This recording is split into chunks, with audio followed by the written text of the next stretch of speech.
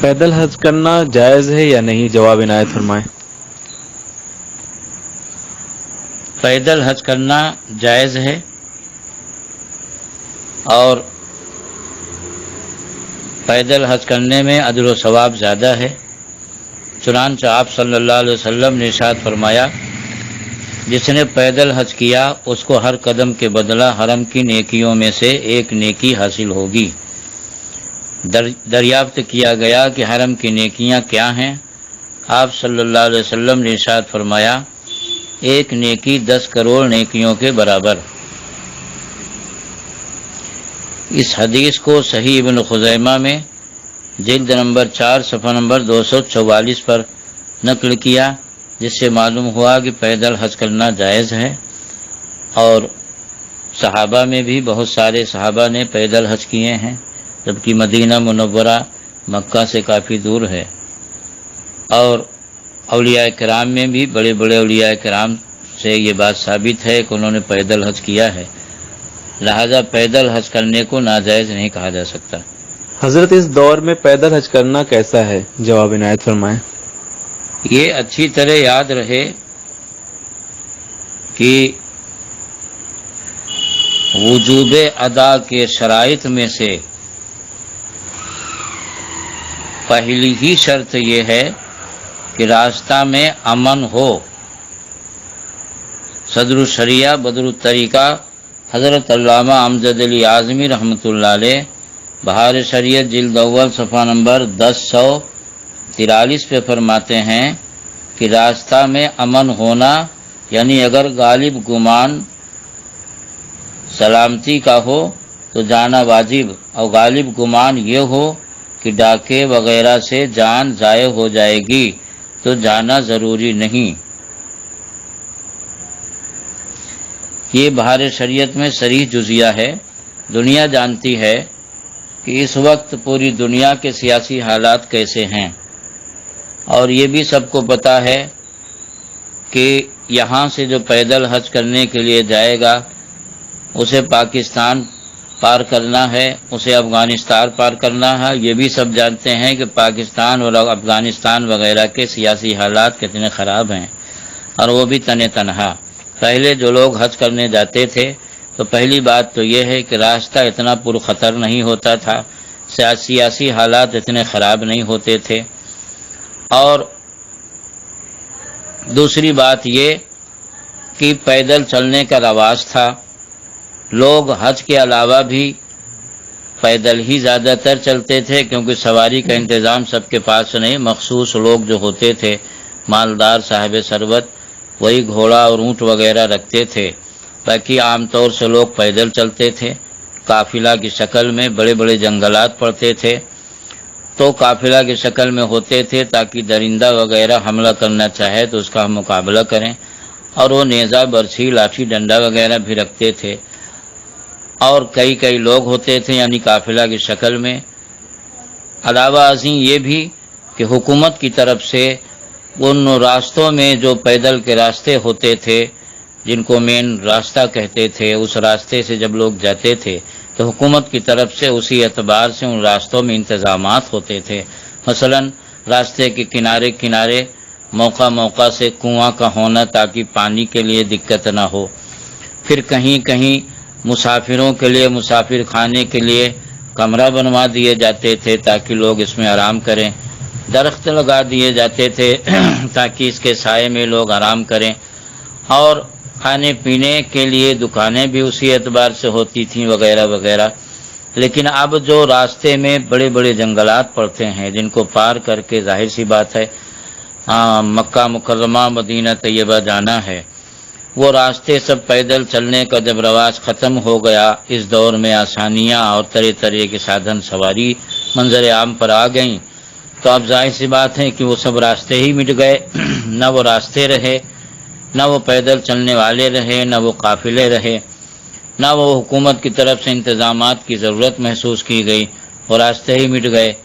اب جن راستوں پہ لوگ باقاعدہ قافلے کے ساتھ چلتے تھے، مسافر خانے ہوتے تھے، کنواں ہوتے تھے، کھانے پینے کے انتظامات اور دکانیں ہوتی تھیں، آج ان راستوں پہ جھاڑیاں اگی ہوئی ہیں۔ ایسے حالات میں ہمارے تو سمجھ میں نہیں آتا ہے کہ کیسے تنہا ایک آدمی ایسے راستوں کو عبور کر کے مکہ معظمہ تک پہنچ جائے. اور ابھی آپ نے بہار شریعت کا جزیہ پڑھا کہ حج کرنے کے لیے وجوب ادا کے لیے پہلی شرط یہ ہے کہ راستہ امن و امان والا ہو اور اس بات کا یقین یا غالب گمان ہو. لہذا جو اس دور میں پیدل حج کرنے کے لیے جا رہے ہیں، اگر واقعی انہیں اس بات کی تحقیق ہے اور یقین ہے کہ ہاں ہم جس راستے سے جا رہے ہیں تو اس راستے سے ان کو جانا جائز ہے.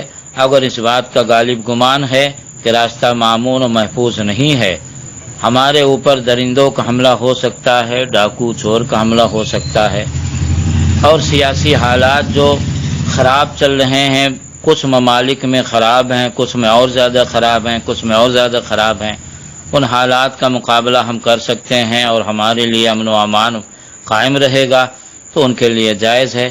اگر اس کے برعکس معاملہ ہے تو اس کی اجازت نہیں دی جا سکتی ہے. قرآن پاک میں ہے وَلَا تُلْقُوا بِأَيْدِيكُمْ إِلَى التَّهْلُكَةِ. حضرت یہ بھی واضح فرما دیں کہ سستی شہرت اور دکھاوے کے لیے پیدل حج کرنا کیسا ہے؟ حدیث شریف میں ہے، ایک لمبی حدیث ہے جس کا ایک ٹکڑا یہ ہے کہ قیامت کے دن اللہ تعالیٰ کی بارگاہ میں ایک حاجی پیش کیا جائے گا. اللہ تعالیٰ اس پر انعامات گنائے گا، میں نے تو اس پر یہ انعام کیا، یہ انعام کیا، تو نے میری رضا کے لیے کیا کیا؟ تو کہے گا اللہ میں تیری رضا کے لیے حج کیا. اللہ تعالیٰ فرمائے گا تو جھوٹا ہے، تو لوگوں کے دکھاوے کے لیے حج کیا ہے کہ لوگ تجھے حاجی کہیں. پھر اللہ تعالیٰ حکم دے گا اور فرشتے اسے گھسیٹ کر جہنم میں ڈال دیں گے.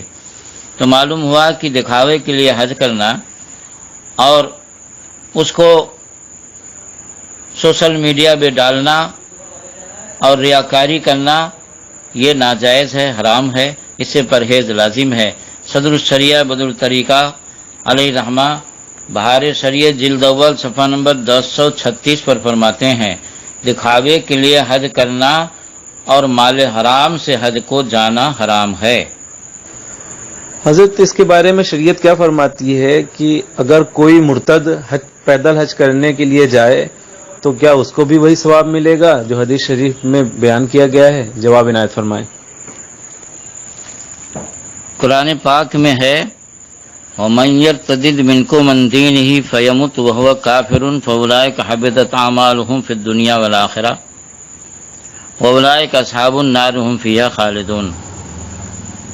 جو اپنے دین سے پھر گیا یعنی مرتد ہو گیا، فیمت اور بغیر توبہ کے اسی حالت میں مر گیا، وَهُوَ كَافِرٌ کافر ہونے کی حالت میں، فَأُولَٰئِكَ حَبِطَتْ أَعْمَالُهُمْ فِي الدُّنْيَا وَالْآخِرَةِ اس کے سارے اعمال دنیا اور آخرت میں برباد ہو گئے، چاہے حج ہو، چاہے نماز ہو، چاہے زکوٰۃ ہو، چاہے روزہ ہو، سب برباد ہو گئے. وَأُولَٰئِكَ أَصْحَابُ النَّارِ هُمْ فِيهَا خَالِدُونَ. اور یہ ہمیشہ یہ جہنمی ہیں اور ہمیشہ جہنم میں رہیں گے. اس آیت کریمہ سے صاف ظاہر ہے کہ مرتد کا کوئی بھی عمل قابل قبول نہیں ہے. لہذا مرتد 100 حج نہیں 1000 حج پیدل کرے تب بھی اس کا حج اس کے منہ پہ مار دیا جائے گا. قرآن پاک سے ثابت ہے کہ مرتد کا کوئی عمل قابل قبول نہیں. اس مفہوم کی اور سے بھی قرآن میں آیتیں ہیں، مثلا وَمَن يَكْفُرْ بِالْإِيمَانِ فَقَدْ حَبِطَ عَمَلُهُ وَهُوَ فِي الْآخِرَةِ مِنَ الْخَاسِرِينَ. اس آیت سے بھی یہی ثابت ہے کہ کفر و ایمان کے ساتھ جو کر کے مرتد ہو جاتا ہے اس کا اعمال برباد ہو جاتے ہیں. اور آیت کریمہ یہ بھی ہے وَقَدِمْنَا إِلَىٰ مَا عَمِلُوا مِنْ عَمَلٍ فَجَعَلْنَاهُ هَبَاءً مَنثُورًا. اور اسلام سے نکل جانے والے جو بھی اعمال کرتے ہیں، نیک عمل کرتے ہیں، اچھے عمل کرتے ہیں، ہم ان کے ساتھ یوں پیش آتے ہیں کہ ان کے اعمال کو ہباء منصورا یعنی ذرہ ناچیز کر دیتے ہیں. تو اس طرح کی بہت سی آیتیں ہیں جس سے صاف ظاہر ہے کہ مرتد اور بدعقیدے یہ جو حج کرتے ہیں یہ چاہے پیدل کریں، چاہے ہوائی جہاز سے کریں، اور چاہے ان کے پر لگ جائے یہ اڑ کے پرندوں کی طرح چلے جائیں، ان کا کوئی عمل قابل قبول نہیں ہے جب تک اپنے ارتداد سے توبہ کر کے اسلام میں داخل نہ ہوں. پیدل حج کرنے کی منت ماننا جائز ہے یا نہیں؟ جواب عنایت فرمائیں. پیدل حج کرنے کی منت ماننا اگر وہ اپنے اندر طاقت محسوس کرتا ہے کہ ہاں ہم پیدل حج کر لیں گے تو منت ماننا جائز ہے۔ صدر الشریعہ بدر الطریقہ حضرت علامہ امجد علی اعظمی رحمۃ اللہ علیہ در مختار و رد المختار کے حوالے سے فرماتے ہیں، پیدل حج کرنے کی منت مانی تو واجب ہے کہ گھر سے طواف فرض تک پیدل ہی رہے، اور پورا سفر یا اکثر سواری پر کیا تو دم دے، اور اگر اکثر پیدل رہا اور کچھ سواری پر تو اسی حساب سے بکری کی قیمت کا جتنا حصہ اس کے مقابل آئے خیرات کرے۔ پیدل عمرہ کی منت مانی تو سر منڈانے تک پیدل رہے۔ بہار شریعت جلد اول صفحہ نمبر 1215 پر یہ مسئلہ موجود ہے۔ حضرت کوئی شخص جو پیدل حج کرنے کے لیے جا رہا ہے تو اس کا استقبال کرنا اور ویڈیو تصویر بنا کر کے سوشل میڈیا میں ڈالنا کیسا ہے؟ جواب عنایت فرمائیں۔ پیدل جو حج کرنے کے لیے جا رہا ہے وہ قابل احترام ہے، اس کا احترام کرنا، استقبال کرنا، اس میں شرعاً کوئی حرج نہیں ہے۔ لیکن آپ نے جو یہ پوچھا کہ سوشل میڈیا پر اس کی تصویر ڈالنا، تو اچھی طرح یاد رہے کہ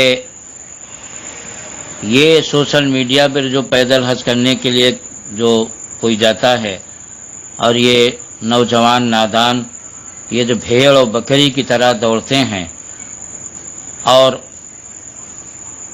تاکہ ہماری تصویر آ جائے، اور جاندار کی تصویر جو کھینچ کر سوشل میڈیا پہ ڈال رہے ہیں، یہ گناہ کبیرہ کے مرتکب ہیں، کیونکہ جاندار کی تصویر بلا ضرورت بنوانا اور اس کو شائع کرنا سب ناجائز و حرام ہے۔ اللہ کے رسول صلی اللہ علیہ وسلم فرماتے ہیں، جسے امام بخاری رحمۃ اللہ علیہ نے بخاری شریف میں روایت کی، اِنَّ شَدَّ النَّاسِ عَذَابًا یوم القیامۃ المصورون، بے شک قیامت کے دن سب سے زیادہ سخت عذاب جاندار کی تصویر بنانے والوں کو ہوگا۔ لہذا جو لوگ بلا ضرورت، کیونکہ جو حج کرنے کے لیے جا رہا ہے اس کی طرف بھیڑ و بکری کی طرح دوڑنا تاکہ ہماری تصویر آ جائے، پھر اس کی تصویر بنا کر سوشل میڈیا پہ ڈالنا کہ ہم بہت بڑے عاشق رسول ہیں، بہت بڑے دیندار ہیں، اور اپنی دینداری کا اظہار معاذ اللہ حرام طریقے سے کرنا، یہ اس کے مستحق ہیں کہ ان پر قیامت کے دن سخت عذاب ہوگا۔ اللہ رب العزت ان نادانوں کو سمجھ عطا فرمائے۔ شریعت نے جاندار کی تصویر ضرورت شریعہ کے وقت ہی اجازت دی ہے، اور جو لوگ مذہبی پروگرام وغیرہ میں آتے ہیں وہ بھی علی الاطلاق جائز نہیں کہتے ہیں، وہ بھی ضرورت کا سہارا لیتے ہیں، لیکن حج کرنے کے لیے جو پیدل جا رہا اس کا استقبال کرنا بے شک اچھی بات ہے، لیکن اس کے ساتھ جاندار کی تصویر کھینچ کر سوشل میڈیا پہ ڈالنا، یہاں کون سی ضرورت شریعہ ہے؟ اور جب ضرورت شریعہ نہیں ہے تو اِنَّ أَشَدَّ النَّاسِ عَذَابًا یوم القیامۃ المصورون کی زد میں آئیں گے، اور اللہ تعالیٰ نے سمجھ عطا فرمائے کہ یہ اللہ کے عذاب کے مستحق نہ بنے اور اس سے پرہیز کریں۔